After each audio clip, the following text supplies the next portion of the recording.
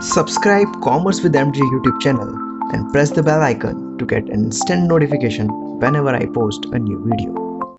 Hello students, welcome back to the video. Students, previous video में हमने consumer protection chapter शुरू किया था, जिसमें हमने कंज्यूमर प्रोटेक्शन के बारे में जाना था, इंपॉर्टेंस ऑफ कंज्यूमर प्रोटेक्शन सीखा था consumers and businessman's point of view के हिसाब से। अगर किसी स्टूडेंट ने प्रीवियस वीडियो नहीं दे रखी है तो लिंक आपको डिस्क्रिप्शन में मिल जाएगा, वहां जाके आप उस वीडियो को चेकआउट कर सकते हैं।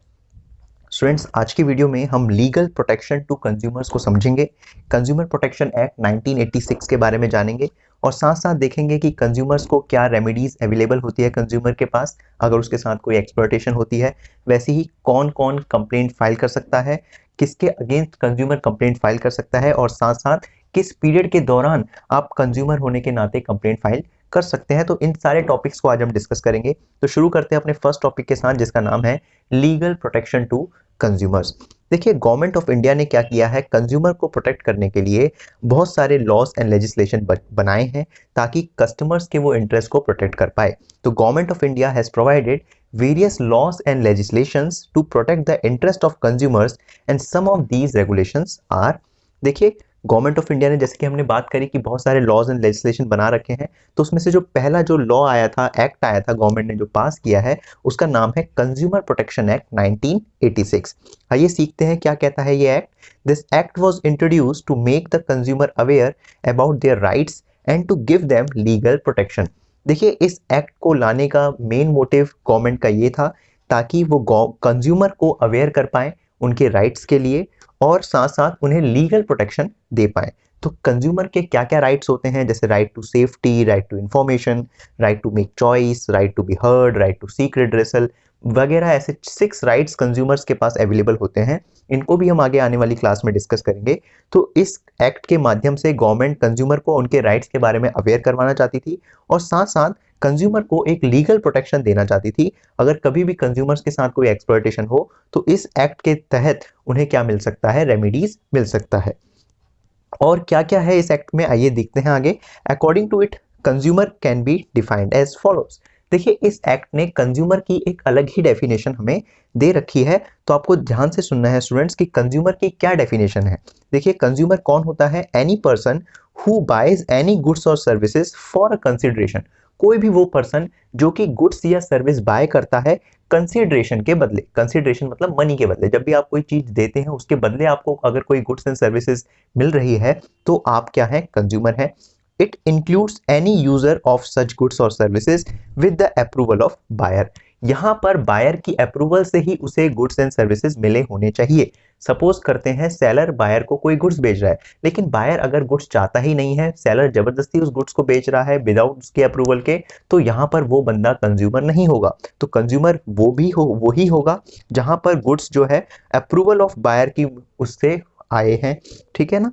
But it doesn't include a person who obtain goods और सर्विसेज फॉर रीसेल और एनी कमर्शियल पर्पस। यहां पर कंज्यूमर वो भी नहीं होता जो कि गुड्स को किस पर्पस के लिए खरीद रहा है, या तो वो आगे उसे रीसेल करेगा या फिर कमर्शियल पर्पस के लिए यूज करेगा। ओके स्टूडेंट्स, आइए एक बार फिर से रीड करते हैं क्या हमने सीखा। देखिए, ये एक्ट कंज्यूमर की डेफिनेशन देती है, कहती है कि कौन कंज्यूमर है।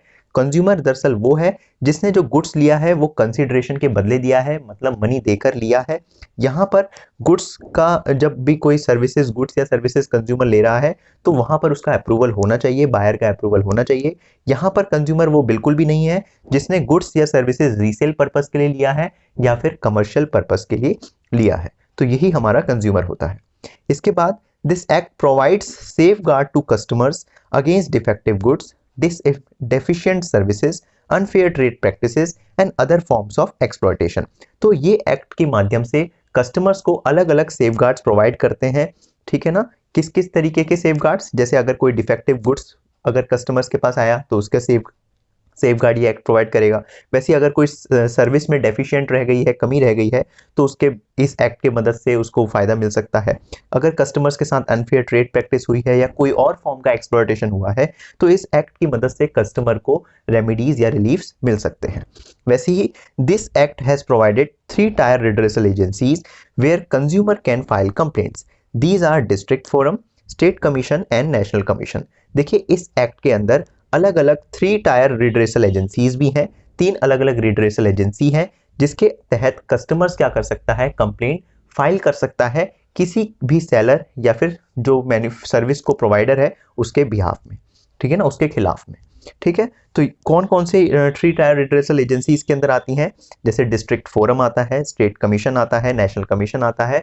तो जिसके भी तहत उसका कंप्लेंट आता है उसको वहां जाके रजिस्टर्ड कंप्लेंट करना पड़ता है। इनके बारे में भी हम अपनी आने वाली क्लासेस में डिस्कस करेंगे कि डिस्ट्रिक्ट फोरम में कौन कंज्यूमर जा सकता है, स्टेट कमीशन के अंदर कौन कंज्यूमर जा सकता है, वैसे ही साथ साथ नेशनल कमीशन के अंदर कौन कंज्यूमर जाएगा और अपनी फाइल करेगा कंप्लेंट को।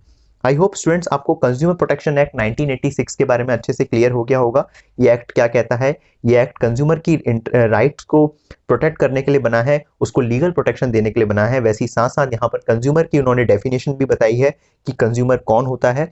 ठीक है, तो कंज्यूमर वो है जिसने गुड्स एंड सर्विसेज बाय करे हैं कंसिडरेशन के बदले में।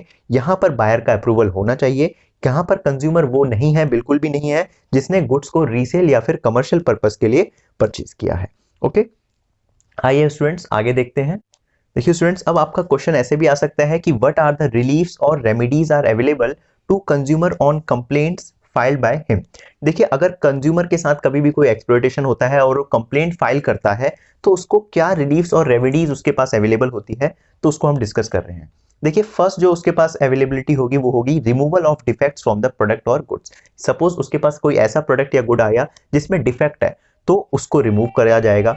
वैसे ही रिप्लेसमेंट ऑफ गुड, अगर रिप्लेसमेंट की जरूरत है तो उस गुड्स को रिप्लेस भी किया जाएगा, डिफेक्टिव गुड को। वैसे ही refund of the price paid, suppose उस गुड्स को उसने वापस करना चाहता है तो वो गुड्स को वापस करके भी उसको रिफंड मिल सकता है, तो ये रेमेडी या रिलीफ भी अवेलेबल होगा उसके पास। वैसे ही साथ साथ कंपनसेशन ऑफ लॉस और इंजरी सफर्ड, सपोज उस गुड्स या सर्विसेज का यूज करके उसको कोई लॉस हुआ है या उसको कोई इंजरी हुई है तो उसका कंपनसेशन भी उसे मिल सकता है। वैसे ही removal of deficiency in service, suppose कोई से सर्विस मिल रही है लेकिन उस सर्विस में कोई कमी रह गई है, डेफिशिएंसी रह गई है, तो उसको रिमूवल भी होगा उसका, ये भी रिलीफ उसे मिल सकता है कंज्यूमर को। वैसे ही stopping the sale of hazardous goods, कोई भी प्रोड्यूसर या सेलर अगर हैजार्डियस गुड्स बेच रहा है तो कस्टमर की कंप्लेंट फाइल करने के बाद उसका सेल भी स्टॉप हो सकता है। वैसे ही साथ साथ डिसकंटिन्यूएंस ऑफ अनफेयर ट्रेड प्रैक्टिसेस, अगर कोई भी प्रोड्यूसर या manufacturer seller unfair trade practices कर रहा है तो कंज्यूमर कंप्लेंट के बाद उसका भी डिसकंटिन्यूएंस हो जाएगा। तो ये कुछ रिलीफ्स थे, रेमेडीज थे जो कि कस्टमर्स के पास अवेलेबल होते हैं जब भी वो किसी के अगेंस्ट कंप्लेंट को फाइल करता है। अब बात आती है who can file a complaint, complaint कौन फाइल कर सकता है। देखिए, एनी कंज्यूमर, कोई भी कंज्यूमर कंप्लेंट फाइल कर सकता है। हमने यहाँ पर अभी डेफिनेशन सीखी थी कंज्यूमर की, तो कोई भी कंज्यूमर है वो कंप्लेंट फाइल कर सकता है। वैसे ही एनी रजिस्टर्ड कंज्यूमर एसोसिएशन, कोई registered consumer association complaint file कर सकती है। सेंट्रल या फिर स्टेट गवर्नमेंट भी कंप्लेंट फाइल कर सकती है।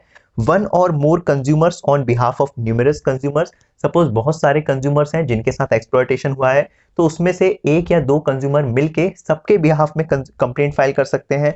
वैसे ही कोई लीगल हायर या फिर रिप्रेजेंटेटिव ऑफ डिजीज्ड कंज्यूमर, कोई भी डिजीज कंज्यूमर मतलब जिसके साथ एक्सप्लॉयटेशन हुआ है उसका कोई लीगल हायर मतलब उसका लॉयर या फिर उसका कोई रिप्रेजेंटेटिव, उसका भाई बहन माता पिता, वो भी उसके खिलाफ कर सकते हैं, कंप्लेंट फाइल कर सकते हैं।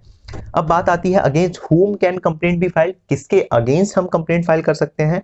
तो कोई भी सेलर या मैन्युफैक्चरर या फिर डीलर ऑफ गुड्स जिसने ये डिफेक्टिव गुड्स आपको प्रोवाइड किए हैं उसके अगेंस्ट आप कंप्लेंट फाइल कर सकते हैं। यहाँ पर डिफेक्टिव का मतलब है अगर गुड्स में कोई फॉल्ट है, इम्परफेक्शन है, शॉर्ट कमी है क्वालिटी, क्वांटिटी या प्योरिटी के रिगार्डिंग, तो वही डिफेक्टिव यहाँ पर बात करी गई है।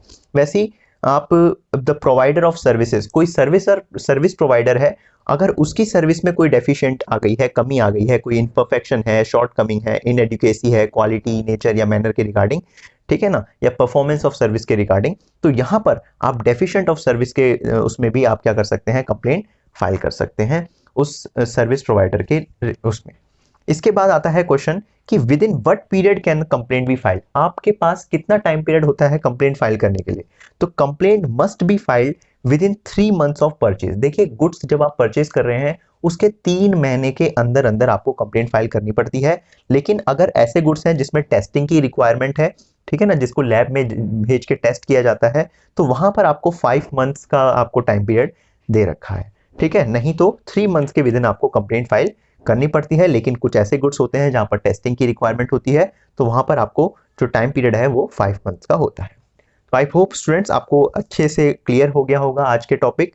ठीक है, आज हमने क्या क्या सीखा, लीगल प्रोटेक्शन सीखा कंज्यूमर्स के लिए, वैसे ही साथ साथ हमने कंज्यूमर प्रोटेक्शन एक्ट 1986 के बारे में जाना, रिलीफ्स रेमेडीज के बारे में जाना, कंप्लेंट कौन फाइल कर सकता है, किसके अगेंस्ट हम कंप्लेंट फाइल कर सकते हैं, और कंप्लेंट फाइल करने का टाइम पीरियड कितना होता है वो आज हमने जाना है। नेक्स्ट वीडियो में स्टूडेंट्स हम राइट्स जो हैं, कंज्यूमर राइट्स हैं, उनको हम डिस्कस करेंगे। तो अब मिलते हैं अपनी नेक्स्ट वीडियो में। अगर आज की वीडियो में आपको कोई डाउट है, कोई कंसेप्ट आपको क्लियर नहीं हुआ है, तो आप प्लीज़ नीचे कमेंट करिए, हम आपका जरूर रिप्लाई करेंगे। और साथ साथ आप टेलीग्राम चैनल से भी आप हमारे जुड़ सकते हैं, वहां पर आपको इस चैप्टर के PDF नोट्स मिल जाएंगे। तो मिलते हैं अपनी नेक्स्ट वीडियो में, तब तक के लिए गुड बाय, टेक केयर।